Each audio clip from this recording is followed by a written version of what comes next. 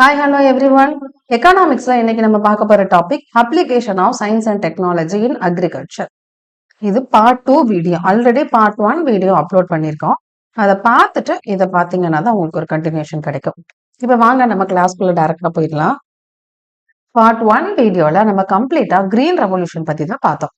அதோட அச்சீவ்மெண்ட் சாதனைகள் என்னென்ன, பசுமை புரட்சியோட வீக்னஸ் பலவீனங்கள் என்ன, அதுல இருந்து நம்ம இரண்டாவது பசுமை புரட்சிக்கு ஏன் மாறினோம் அப்படிங்கிறதையும் பார்த்தோம். இரண்டாவது பசுமை புரட்சியில என்னென்னலாம் கொண்டு வந்தாங்க அப்படிங்கறத பத்தி எல்லாமே டீட்டெயிலா பார்த்தோம். அப்புறம் லாஸ்டா ரெயின்போ ரெவல்யூஷன் வானவில் புரட்சி அப்படிங்கறத பத்தியும் பார்த்தோம். இன்னைக்கு பார்ட் 2 வீடியோல எல்பிஜி அப்படிங்கறத லிபரலைசேஷன், பிரைவேடைசேஷன், குளோபலைசேஷன் அப்படின்னு ஒரு சீர்திருத்தம் கொண்டு வந்திருப்பாங்க 1991ல. அதுக்கப்புறம் நம்மளோட அக்ரிகல்ச்சர் எப்படி இருந்துச்சு, அதோட தாக்கம் எவ்வளவு அளவுக்கு ஏற்பட்டிருந்துச்சு அப்படிங்கிற மாதிரி பாக்குறோம். ஆக்சுவலி அதோட தாக்கம் அப்படிங்கிறது கொஞ்சம் நெகட்டிவ் இம்பாக்டா தான் இருக்கும். அதுக்காக தான் நிறைய ஸ்கீம் கொண்டு வந்திருப்பாங்க. இந்த மாதிரி கிராப் இன்சூரன்ஸ், பயிர் காப்பீட்டு திட்டம், கோல்டு ஸ்டோரேஜ் சொல்லக்கூடிய குளிர்பதன சேமிப்பு கிடங்கு, இதெல்லாமே இன்ட்ரோடியூஸ் பண்ணியிருப்பாங்க. அப்புறம் போஸ்ட் ஹார்வெஸ்ட் மெசேஜ், அறுவடைக்கு பின்னாடி அவங்க அறுவடை பண்ண அந்த பொருட்களை எல்லாம் வீணாக கூடாது அப்படிங்கிற காரணத்துக்காக நிறைய விஷயங்கள் கொண்டு வந்திருப்பாங்க. அதை எல்லாத்தையும் நம்ம டிஸ்கஸ் பண்ண போறோம். அதுக்கடுத்து அக்ரிகல்ச்சர் ப்ரொடியூஸ் மார்க்கெட் கமிட்டி, வேளாண் பொருட்களுக்கான அங்காடி குழு. அக்ரேரியன் கிரீசிஸ் ஆப்டர் ரிஃபார்ம், சீர்திருத்தங்களுக்கு பிந்தைய வேளாண் நெருக்கடிகள். இந்த எல்பிஜி ரிஃபார்ம்ஸ் கொண்டு வந்ததுக்கு அப்புறம் என்னென்ன நெருக்கடிகள் ஏற்பட்டுச்சு விவசாயிகளுக்கு அப்படிங்கிற மாதிரி நம்ம டீட்டெயிலா பார்க்க போறோம். அப்புறம் லாஸ்டா முதல் 2 பாட்டை பார்த்தோம்ல, அதை பத்தின ஒரு சின்ன கன்க்ளூஷன் மாதிரி பார்த்தா இந்த டாபிக்கை நம்ம முடிக்க போறோம். ஃபர்ஸ்ட் நம்ம பார்க்க போறது எல்பிஜி ரிஃபார்ம்ஸ். எல்பிஜினா எல்லாத்துக்கும் நல்லா தெரியும். Liberalisation, privatisation, globalisation. லிபரலைசேஷன் அப்படின்னா ஆல்ரெடி இருக்கக்கூடிய எல்லாத்தையும் கம்மி பண்றது. இப்ப எக்ஸாம்பிளுக்கு எந்த ஒரு இண்டஸ்ட்ரி ஆரம்பிக்கிறதா இருந்தாலும் கவர்மெண்ட் கிட்ட இருந்து லைசன்ஸ் வாங்கிக்கிட்டு தான் ஆரம்பிக்கணும். ஸோ அந்த மாதிரி நிறைய ரூல்ஸ் அண்ட் ரெகுலேஷன் எல்லாத்தையும் அவங்க என்ன பண்ணிட்டாங்க, எடுத்துட்டாங்க. ஸோ இப்போ ஈஸியா எல்லாரும் இண்டஸ்ட்ரி அப்படிங்கிறத ஆரம்பிச்சிடலாம். லிபரலைசேஷன் அப்படிங்கிறத ஒரு புரட்சியை 1991ல கொண்டு வந்தாங்க. அடுத்து பிரைவேடைசேஷன். இதுக்கு முன்னாடி ஃபுல் அண்ட் ஃபுல் எல்லாமே கவர்மெண்டோட கண்ட்ரோல்ல இருந்துச்சு. பட் இப்போ பிரைவேட் செக்டாருக்கு இம்பார்ட்டன்ஸ் கொடுக்க ஆரம்பிச்சுட்டாங்க. இதுக்கப்புறம் 1991க்கு அப்புறம். அடுத்து குளோபலைசேஷன் அப்படிங்கிற ஒரு கான்செப்டை கொண்டு வந்திருக்காங்க. அது என்னன்னா, இதுக்கு முன்னாடி 1991க்கு முன்னாடி வெளியில இருந்து எந்த ஒரு பொருளையும் என்ன பண்ண மாட்டாங்க, இந்தியாக்குள்ள இறக்குமதி பண்ண மாட்டாங்க. இங்க இருந்து எந்த பொருளும் அங்க ஏற்றுமதி பண்ண மாட்டாங்க. ஆனா இந்த குளோபலைசேஷன் வந்ததுக்கு அப்புறம் ஏற்றுமதி இறக்குமதிக்கு இடையில ரொம்ப ஈஸியான ப்ராசஸா மாறிடுச்சு. அதுக்கு முன்னாடி கொஞ்சம் ஏற்றுமதி இறக்குமதி இருந்தாலும் அது அவ்வளவு ஈஸியா அவங்களால ஹேண்டில் பண்ண முடியாது. அதுக்கு நிறைய ப்ரொசீஜர் அப்படிங்கிறது உண்டு. இந்த எல்பிஜி ரிஃபார்ம்ஸ்க்கு அப்புறம் அக்ரிகல்ச்சர்ல என்னென்ன தாக்கங்கள் ஏற்பட்டுருச்சு அப்படிங்கறத தான் நம்ம இன்னைக்கு பார்க்க போறோம். எல்பிஜி ரிஃபார்ம்ஸ் வந்ததுக்கு அப்புறம் அக்ரிகல்ச்சர்ல நிறைய அந்த சயின்டிபிக் மெத்தட் எல்லாமே இன்க்ளூட் பண்ணாங்க. அப்படி இன்க்ளூட் பண்ணது மூலமா ப்ரொடக்ஷன் ஓரளவுக்கு இன்க்ரீஸ் ஆச்சுதான். ஆனா அதை விட நிறைய வகையில அக்ரிகல்ச்சர் அப்படிங்கிறது பாதிக்கப்பட்டுச்சு. அது எந்தெந்த மாதிரி பாதிப்படைச்சது அப்படிங்கிறது தான் நம்ம அடுத்தடுத்து பார்க்க போறோம். இம்பாக்ட். ஃபர்ஸ்ட் அதோட தாக்கம் என்ன அப்படின்னு பார்க்கலாம். எக்கனாமிக் ரிஃபார்ம்ஸ், இந்த எல்பிஜி ரிஃபார்ம்ஸ் வந்ததுக்கு அப்புறம் இண்டஸ்ட்ரி அண்ட் சர்வீஸ் செக்டார் பயங்கரமா வளர ஆரம்பிச்சிச்சு. இப்ப சீர்திருத்தங்களுக்கு பிறகு தொழில் மற்றும் சேவைத்துறைகள் அப்படிங்கிறது ரொம்ப வேகமா வளர்ந்துச்சு. ஆனா வேளாண் துறை அப்படிங்கிறது அந்த அளவுக்கு வளர்ச்சி அப்படிங்கிறது ஏற்படல. 1984, 85ல இருந்து 1995, 96 அந்த காலகட்டம் வரைக்கும் வேளாணோட வளர்ச்சி விகிதம் எவ்வளவு இருந்துச்சு அப்படின்னா 3.62%. இதோட அக்ரிகல்ச்சரோட அந்த growth ரேட் அப்படிங்கிறது.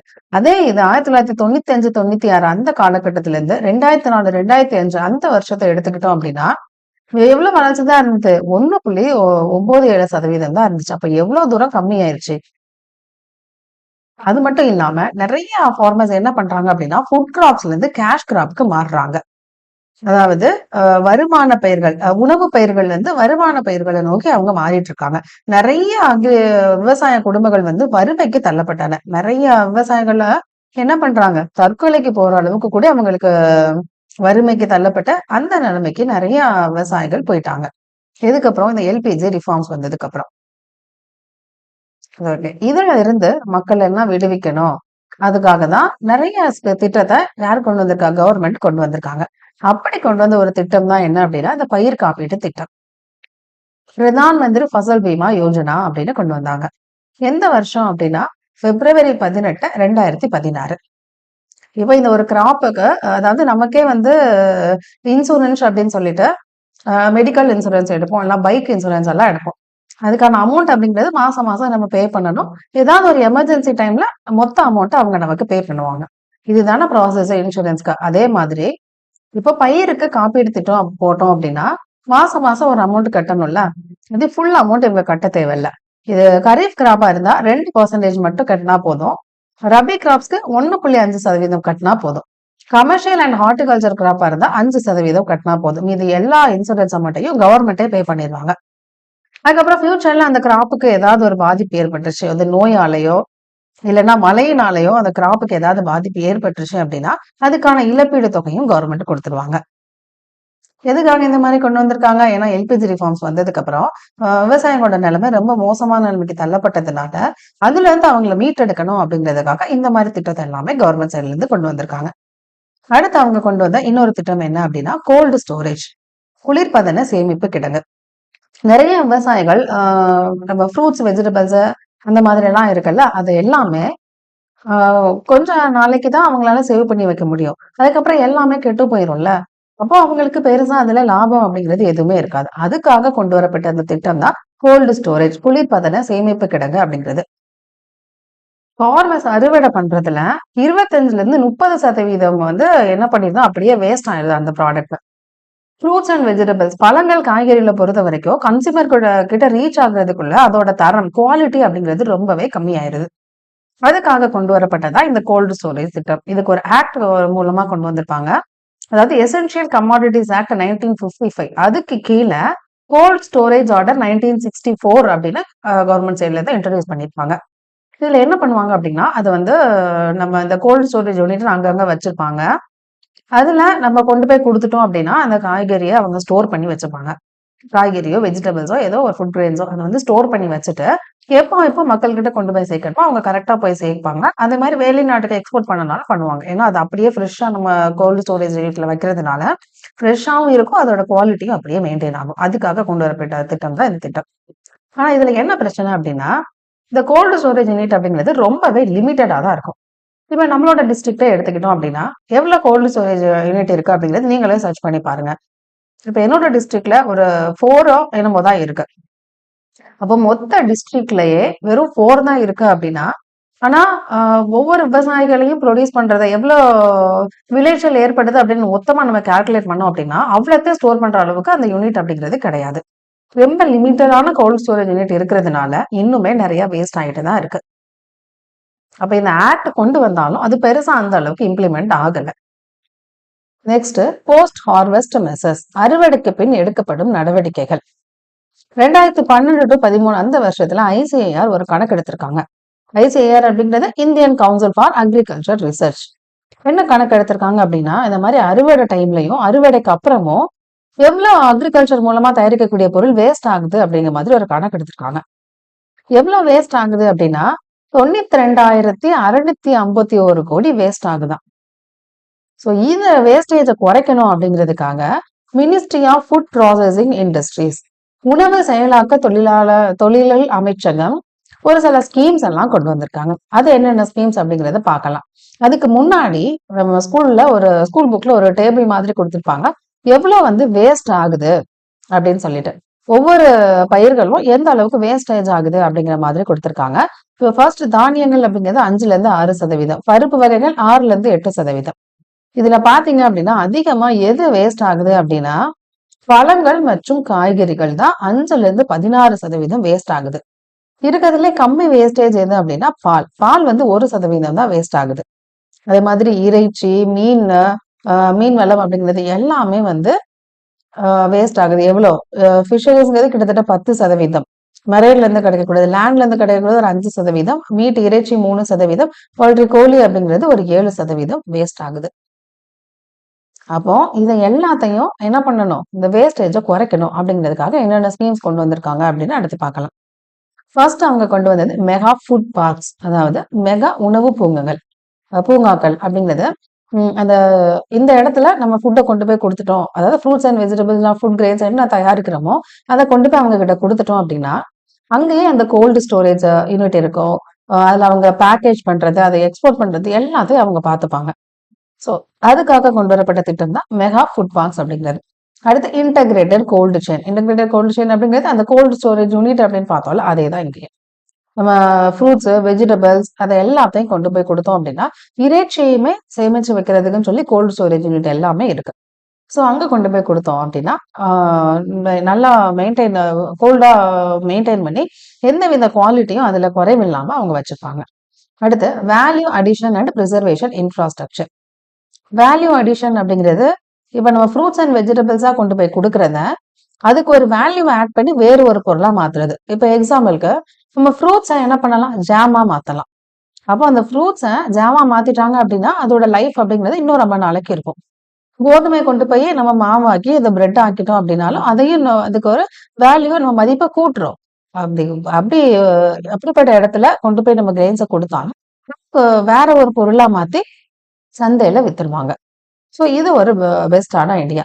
அடுத்து modernisation of slaughter house. Slaughter house அப்படின்னா என்னன்னா நம்ம இந்த கோழி இறைச்சி அந்த இதெல்லாம் இருக்குல்ல அதை மெயின் விற்பாங்கல்ல அதை தான் வந்து ஸ்லாட்டர் ஹவுஸ் அப்படின்னு சொல்லுவாங்க. அதாவது கோழி மண்டிகள் அதை வந்து நவீனப்படுத்தணும். நிறைய மூவிஸ் எல்லாம் நீங்க பார்த்திருப்பீங்க இந்த மாதிரி. அதாவது ஃபிஷ்ஷு, மீட்டு இதை எல்லாத்தையும் ஸ்டோர் பண்ணி வைக்கிற மாதிரி ஒரு கோல்டு ஸ்டோரேஜ் யூனிட் எல்லாம் ஆரம்பிச்சிருப்பாங்க. இப்போவுமே அது நிறைய இடத்துல இருக்கு.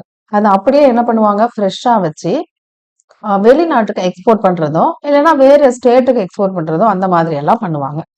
அடுத்து quality assurance scheme and codex standard. ஃபுட்டோட குவாலிட்டியை மெயின்டைன் பண்றதுக்காக, அதாவது மார்க்கெட்ல இருந்து தோட்டத்துல இருந்து வந்த உடனே அப்படியே கோல்டு ஸ்டோரேஜ்ல ஃப்ரெஷ்ஷா நம்ம ஸ்டோர் பண்ணி வச்சிட்டோம் அப்படின்னா அதோட குவாலிட்டி அப்படிங்கிறது எந்த வகையிலையும் குறைவு இருக்காது. அப்படி குவாலிட்டிக்கு எந்த விதமான குறைவும் இல்லை அப்படின்னா அதற்கான ரேட் அப்படிங்கிறத நம்ம வந்து இன்னுமே இன்க்ரீஸ் பண்ணி கொடுக்கலாம். அப்ப அது மூலமாவும் எந்த விதமான வேஸ்டேஜும் இல்லாம நம்ம பாத்துக்கலாம். அடுத்த ரிசர்ச் அண்ட் டெவலப்மெண்ட். இன்னும் நிறைய ரிசர்ச் எல்லாம் பண்ணி இதை எப்படி இன்னும் கொஞ்சம் ஸ்டோர் பண்ணலாம் அப்படிங்கிற மாதிரி நிறைய விஷயங்களை கவர்மெண்ட் சைட்ல இருந்து பண்ணிட்டு இருக்காங்க. ஸோ இதெல்லாம் தான் கவர்மெண்ட் சைட்ல இருந்து வேஸ்டேஜை குறைக்கிறதுக்காக எடுக்கப்பட்ட நடவடிக்கைகள். நெக்ஸ்ட் 2008 to 2009 இந்த காலகட்டத்தில் என்ன பண்றாங்க அப்படின்னா கவர்மெண்ட் சைட்ல இருந்து வேஸ்டேஜை குறைக்கிறதுக்காக இந்த கோல்டு ஸ்டோரேஜ் யூனிட் அப்படிங்கிறது ஒரு பெரிய வகையில கை கொடுத்துருக்கு. ஆனா அதுல ஒரு டிஸ்அட்வான்டேஜா என்ன பார்த்தோம், அது இதுல வந்து போதுமான அளவுக்கு இல்லை, ரொம்ப கம்மியான அளவுக்கு இருக்கிறதுனால எல்லாத்தையும் ஸ்டோர் பண்ற அளவுக்கு கோல்டு ஸ்டோரேஜ் யூனிட் அப்படிங்கிறது இல்லை. ஸோ அதுல கான்சென்ட்ரேட் பண்ணாங்க அப்படின்னா நிறையவே வேஸ்டேஜ் அப்படிங்கிறத நம்ம குறைக்கலாம். Next agricultural produce market committee. வேளாண் பொருட்களுக்கான அங்காடி குழு, ஷார்ட்டா ஏபிஎம்சி அப்படின்னு சொல்லுவாங்க. இது ஸ்டேட் கவர்மெண்ட் கொண்டு வந்தது. எதுக்காக அப்படின்னா ஒரு தோட்டத்துல ஏதாவது ஒரு பொருளை விளைவிக்கிறாங்க, அதாவது பயிர்களோ பழங்களோ காய்கறிகளோ இல்ல மாட்டு மிருக பொருட்கள் எதுவா இருந்தாலும் அதை வந்து அப்படியே மார்க்கெட்ல கொண்டு போய் கொடுத்து அதை பணமா வாங்கிக்கிறதுக்காக தான் இந்த அக்ரிகல்ச்சர் ப்ரொடியூஸ் மார்க்கெட் கமிட்டி அப்படின்னு கொண்டு வந்திருக்காங்க. இதுல என்ன பிளஸ் அப்படின்னா முன்னாடி இருக்கிற அந்த கோல்டு ஸ்டோரேஜ் யூனிட் அப்படிங்கிறது ரொம்ப ரேரா அங்கங்கதான் இருக்கும். ஆனா இந்த மார்க்கெட் அப்படின்னு பாத்தீங்கன்னா எல்லா இடத்துலயும் இருக்கும். இப்போ நம்மளே பாத்துட்டோம்னா நம்ம இடத்துக்கு பக்கத்திலேயே நிறைய மார்க்கெட் இருக்கும். விவசாயிகள் எல்லாரும் என்ன பண்ணுவாங்க, அவங்க விளைவிச்ச பொருள் அங்க கொண்டு போய் வித்து அதை பணமா மாத்திப்பாங்க. மார்க்கெட்ல இருக்கிறவங்க அதை லாரி மூலமாவோ ஏதாவது ஒரு வண்டி மூலமாவோ எல்லா இடத்துக்கும் அந்த பொருட்களை கொண்டு போய் வித்து அவங்க அதை வந்து பணமா ஆக்கிப்பாங்க. ஸோ இப்படி ஒரு சந்தை அப்படின்னு இருக்கிறதுனால ஃபார்மர்ஸ்க்கு என்னென்ன பிளேஸ் எல்லாம் இருக்கு அப்படின்னா அவங்க விளைவிக்கக்கூடிய பொருளை அப்படியே கொண்டு போய் மார்க்கெட்ல கொடுக்கறதுனால பெருசா வேஸ்டேஜ் அப்படிங்கிறது இருக்க போறது இல்லை. ரெண்டாவது, இப்ப மார்க்கெட்ல எல்லாத்துக்கும் ஒரே மாதிரியான வேலை தான் இருக்கும். இப்ப மார்க்கெட்னு ஒரு கான்செப்டே இல்லை அப்படின்னா இடையில யாராவது ஒருத்தங்க விவசாயிகள்கிட்ட கம்மியான விலைக்கு வாங்கிட்டு விற்கிறது அதிகமான விலைக்கு விற்கிறதுக்கு வாய்ப்பு இருக்கு. அப்போ விவசாயிகளுக்கு கிடைக்கக்கூடிய வருமானம் அப்படிங்கிறது கம்மியாகும். ஸோ இந்த சந்தை அப்படின்னு ஒன்று கான்செப்ட் கொண்டு வந்தது ஃபார்மர்ஸ்க்கு வந்து ஒரு மிகப்பெரிய வரப்பிரசாதம் தான். ஏன்னா எல்லாரும் உடனே அவங்க அறுவடை பண்ணதை கொண்டு போய் மார்க்கெட்ல போட்டுருவாங்க, அதுக்கான அமௌண்ட் அப்படிங்கிறது உடனே கிடைச்சிக்கிடும். இது அவங்க எந்த விலை ஏமாறுறதுக்கு வாய்ப்பே இல்லை. ஸோ அதுக்காக தான் கவர்மெண்ட் சைட்ல இருந்து இதை கொண்டு வந்திருக்காங்க. ஷார்ட்டா ஏபிஎம்சின்னு சொல்லுவோம். இந்த அளவுக்கு இதை தெரிஞ்சுக்கிட்டா போதுமானது. ஓகே, அடுத்து அக்ரேரியன் கிரைசிஸ் ஆஃப்டர் ரிஃபார்ம். சீர்திருத்தங்களுக்கு பிந்தைய வேளாண் நெருக்கடிகள். High input cost. Input cost அப்படின்னா உயர்தர உழவு செலவுகள். இப்போ ஒரு இதை விளைவிக்கிறோம் அப்படின்னா ஃபர்ஸ்ட் அதுக்கு விதை வாங்கணும், அதுக்கு உரம் வாங்கணும், அது லேபர் காஸ்ட் அப்படின்னு நிறைய விஷயங்கள் இருக்கும். அத வந்து அதிகமாச்சு அப்படின்னு சொல்றாங்க. என்ன காரணத்துக்காக அதிகமாகுது? நம்ம என்ன பண்ணோம் எல்பிஜி ரிஃபார்ம்ஸ்ல குளோபலைசேஷன் அப்படின்னா உலகமயமாக்குதல் அப்படிங்கிற ஒரு கான்செப்ட கொண்டு வந்தோம். அப்போ வெளியில இருக்கக்கூடிய கம்பெனிஸ் என்ன பண்றாங்க? இங்க வந்து இந்தியன் சீடு மார்க்கெட் அவங்க வந்து விதையெல்லாம் விக்கிறாங்க. அப்படி வித்ததுனால நிறைய கவர்மெண்ட் சீட் சென்டர்ஸ் வந்து 2003 க்ளோஸ் பண்ணக்கூடிய நிலைமை வந்துருச்சு. அப்போ கவர்மெண்ட் கிட்ட இருந்து நம்ம சீட் வாங்கும்போது கம்மியான ரேட்டுக்கு வாங்கியிருப்போம். இப்போ வந்து full and full private sector கண்ட்ரோல்ல இருக்கிறதுனால அவங்க வைக்கிறது தான் விலை. ஸோ அது வந்து சீடோட விலை அப்படிங்கிறது ரொம்ப அதிகமா விற்கிற காரணத்தினால என்ன ஆகுது? இம்போர்ட் காஸ்ட் அப்படிங்கிறது ரொம்ப அதிகமாகுது. அதே டைம்ல ஃபேக் சீடும் நிறைய பேர் விற்க ஆரம்பிச்சிட்டாங்க. அவங்க நம்ம ஒரு காசை கஷ்டப்பட்டு காசு கொடுத்து அந்த விதையை வாங்கி விளைச்சதுக்கு அப்புறம் பெருசா அதுல இருந்து எந்த விதமான விளைச்சலும் ஏற்படுறது இல்ல. அப்ப இது எவ்வளவு பெரிய நஷ்டம் விவசாயிகளுக்கு? இது வந்து ஒரு மிகப்பெரிய ஒரு மைனஸா இருந்தது ஃபார்மர்ஸ்க்கு. அடுத்து கட்பேக் இன் அக்ரிகல்ச்சர் சப்சிடிஸ். கவர்மெண்ட் நிறைய சப்சிடிஸ் அப்படிங்கிறத கொடுத்துக்கிட்டு இருந்தாங்க. சலுகைகள் அப்படிங்கிறத விவசாயிகளுக்கு கொடுத்துட்டு இருந்தாங்க. அதை எல்லாத்தையும் எல்பிஜிக்கு அப்புறம் கட் பண்ணிட்டாங்க. என்ன ரீசன்? நம்ம எதுக்காக எல்பிஜி அப்படிங்கிறத கொண்டு வந்திருப்போம்? ஏன்னா ஒரு பொருளாதார நெருக்கடியில இருந்து அதை மீட்டெடுத்து கொண்டு வர்றதுக்காக தான் மன்மோகன் சிங் கொடுத்த ஐடியா தான் இந்த எல்பிஜி ரிஃபார்ம்ஸ் அப்படிங்கிறது. ஏன்னா அப்போ ஒரு இக்கட்டான ஒரு சூழ்நிலை தான் இந்தியா அப்படிங்கிறது இருந்துச்சு. ஸோ அதுல இருந்து மீட்டெடுக்கிறதுக்காக கொண்டு வரப்பட்டதான் எல்பிஜி. அப்போ இந்தியா இப்போ இப்படி நெருக்கடியான ஒரு சூழ்நிலை இருக்கும்போது சப்சிடி அப்படிங்கிறது அக்ரிகல்ச்சர் சப்சிடி அப்படிங்கிறது கொடுக்கறதுக்கு அவங்களுக்கு போதுமான அளவுக்கு பொருளாதாரம் அப்படிங்கிறது இடம் கொடுக்கல. அதுக்காக அவங்க அந்த இதெல்லாமே கம்மி பண்ணிட்டாங்க. அப்படி கம்மி பண்ணதுனால என்ன ஆகுது? இவங்களுக்கு இன்னுமே வந்து என்ன ஆகும்? அந்த காஸ்ட் வைஸ் அவங்களுக்கு இன்னும் அதிகமாக தான் ஆகும். ஏன்னா இன்னும் அவங்க நிறைய விஷயங்களுக்கு அவங்க செலவு பண்ண வேண்டியது இருக்கும். எலக்ட்ரிசிட்டிக்கு மானியம் கொடுத்துட்டு இருந்தாங்க, அதை கம்மி பண்ணிட்டாங்க. அடுத்து உரத்துக்கு மானியம் கொடுத்துட்டு இருந்தாங்க, பூச்சிக்கொல்லி மருந்துக்கு மானியம் கொடுத்துட்டு இருந்தாங்க. இது எல்லாத்தையுமே கம்ப்ளீட் பண்ணிட்டதுனால சாரி கட் பண்ணிட்டதுனால ஃபார்மர்ஸுக்கு என்ன ஆகுது? அவங்க விளைச்சல விளைவிக்கிறதுக்கான அந்த காஸ்ட் அதிகமா ஆகுது. ஆனா அதுல இருந்து அவங்களுக்கு கிடைக்கக்கூடிய வருமானம் விளைச்சலுக்கு அப்புறம் அறுவடை பண்ணிட்டு அதை வித்ததுக்கு அப்புறம் ஒரு அமௌண்ட் கிடைக்கல. அது இதை விட கம்மியா தான் இருக்கு. அப்ப எப்படி ஃபார்மர்ஸால அவங்களோட வாழ்வாதாரத்தையே வந்து கொண்டு போக முடியும்? அதுவும் ஒரு பெரிய கொஸ்டின் மார்க் ஆயிடுச்சு இதுக்கப்புறம். Next reduction of import duties. வெளியில இருந்து இறக்குமதி பண்ற பொருட்களுக்கு வரிகளை குறைச்சிட்டாங்க. அப்படி குறைச்சாங்கன்னா என்ன ஆகும்? வெளியில இருந்து பொருட்களை தான் கம்மியான ரேட்டுக்கு விற்பாங்க. எல்லாரும் அதை தான் வாங்குவாங்க. உள்ளூர்ல இருக்கக்கூடிய விவசாயிகளோட பொருளை யாருமே வாங்க மாட்டாங்க. அப்ப இதுவுமே என்ன ஆகுது? விவசாயிகளுக்கு ஒரு பெரிய நஷ்ட ஈடா மாறுது. 2001ல ஒரு 1500 ஐட்டம்ஸ்க்கு வந்து என்ன பண்றாங்க? இந்த மாதிரி ரெஸ்ட்ரிக்ஷனை வந்து குறைச்சிடுறாங்க. அதை குறைக்கிறது இல்ல, ரிமூவ் பண்ணிடுறாங்க. அதுல அதுல ஒண்ணு என்ன அப்படின்னா ஃபுட். உணவு அந்த ஃபுட் கிரெயின்ஸாக்கான டாக்ஸையும் என்ன பண்ணிடுறாங்க? அப்படியே ரிமூவ் பண்ணிடுறாங்க. அப்ப என்ன பண்ணுவாங்க? எல்லாரும் கம்மியான ரேட்டு கிடைக்கிற பொருளை தான் வாங்குவாங்க. ஸோ இதனாலேயே ஃபார்மர்கள் நிறைய பாதிப்படைஞ்சாங்க. அடுத்து லேக் ஆஃப் கிரெடிட் ஃபெசிலிட்டிஸ். முன்னாடி கடன் வந்து விவசாயிகளுக்கு ஈஸியா கிடைச்சது. 1991க்கு அப்புறம் பேங்க்ல வந்து அந்த கடன் கொடுப்பாங்கல்ல, அந்த பாலிசியை வந்து ரொம்பவே ஹார்டா மாத்திட்டாங்க. இதனால ஃபார்மர்ஸ் என்ன பண்றாங்க? பேங்க்ல இருந்து வாங்குறதுக்கு பதிலா மணி லெண்டர்ஸ் கிட்ட இருந்து மறுபடியும் பாரோ பண்ண ஆரம்பிக்கிறாங்க. அதுவும் ஹை இன்ட்ரெஸ்ட் ரேட்டுக்கு. எதுக்காக இப்படி கொண்டு வந்திருக்காங்க? ஏன்னா ஆல்ரெடி நம்ம பொருளாதார நிலைமையில தானே, பொருளாதார நெருக்கடியில தானே இருக்கோம் 1991 அந்த காலகட்டத்துல. ஸோ பேங்கால எப்படி வந்து லோன் கொடுக்க முடியும்? அதுக்காக அவங்க இந்த மாதிரி ஒரு லெண்டிங் ப்ராசஸை வந்து ரொம்ப ஹெவியா ஹார்டா மாத்திடுறாங்க. அதனால ஃபார்மர்ஸ் ரொம்ப பாதிப்படைகிறாங்க. இவ்வளவுதான். எல்பிஜி மூலமா என்னென்ன தாக்கங்கள் ஏற்பட்டுச்சு அப்படிங்கிறது உங்களுக்கு இப்ப தெளிவா புரிஞ்சிருக்கும். லாஸ்டா கிரீன் ரெவல்யூஷன் கொண்டு வந்ததுனால பசுமை புரட்சி வந்ததுக்கு அப்புறம் நிஜமாவே ஃபார்மர்ஸோட நிலைமை ரொம்ப சூப்பரா இருந்துச்சுன்னு தான் சொல்லலாம். ஏன்னா ஃபுட்டுக்கு கூட மத்தவங்க கிட்ட கையேந்திக்கிட்டு இருக்க நிலைமையில தான் நம்ம இருந்தோம். கிரீன் ரெவல்யூஷன் ஒரு பெரிய புரட்சி கொண்டு வந்து ஹை ஈல்டு நிறைய வகையான விளைச்சலை மக்களுக்கு கொடுத்துச்சு. அது மூலமா நம்ம மத்த நாட்டுக்கு ஃபுட்டை கொடுக்குற அளவுக்கு நம்ம முன்னேற்றம் அடைந்தோம். அடுத்து எல்பிஜி ரிஃபார்ம்ஸ் ஓரளவுக்கு நமக்கு ப்ரொடக்டிவிட்டி இருந்தாலும் ஃபார்மர்ஸோட நிலைமை அப்படிங்கிறது கொஞ்சம் மோசமான நிலைமைக்கு தள்ளப்பட்டாங்க. அதுக்கு காரணம் நம்மளே ஒரு பொருளாதார சிக்கல்ல இருந்ததுதான். ஏன்னா அதுக்காக தான் நம்ம எல்பிஜி ரிஃபார்ம்ஸே கொண்டு வந்தோம். நம்மளே பொருளாதார சிக்கல்ல இருக்கும்போது அவங்களுக்கு கொடுத்து உதவுற சூழ்நிலையில கவர்மெண்ட்டும் இல்ல. அதனாலதான் ஃபார்மர்ஸ் அந்த நிலைமைக்கு தள்ளப்பட்டாங்களே தவிர, மத்தபடி அவங்களுக்கு வேண்டிய வசதிகள் எல்லாமே கவர்மெண்ட் சைட்ல இருந்து செய்துக்கிட்டு தான் இருந்தாங்க. பட் இப்போ நம்ம இந்தியாவோட நிலைமை பொருளாதாரம் அப்படிங்கிறது பயங்கர முன்னேற்றம் அடைந்ததுனால, இப்போ நிறைய ஸ்கீம்ஸ், சப்சிடி அப்படிங்கறத கொடுக்க ஆரம்பிச்சுட்டாங்க. இது நம்ம இப்ப இந்த கிளாஸ்ல பார்த்தது எல்பிஜி கொண்டு வந்த காலகட்டத்தோட அதோட இம்பாக்ட் என்ன அப்படிங்கறத பார்த்தோமே தவிர, இன்னைக்கு வரைக்கும் விவசாயிகளோட நிலைமை அந்த நிலைமையில இல்ல.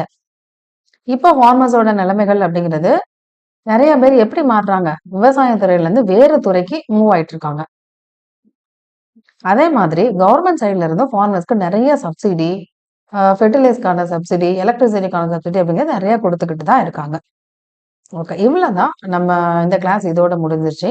Application of science and technology in agriculture. இது உங்களுக்கு எந்த அளவுக்கு புரிஞ்சது அப்படிங்கிறத மறக்காம கமெண்ட் பண்ணுங்க. புடிச்சிருந்ததுன்னா லைக் பண்ணுங்க. உங்களோட ஃப்ரெண்ட்ஸுக்கு ஷேர் பண்ணுங்க. சப்ஸ்கிரைப் பண்ணிக்கோங்க. Thank you.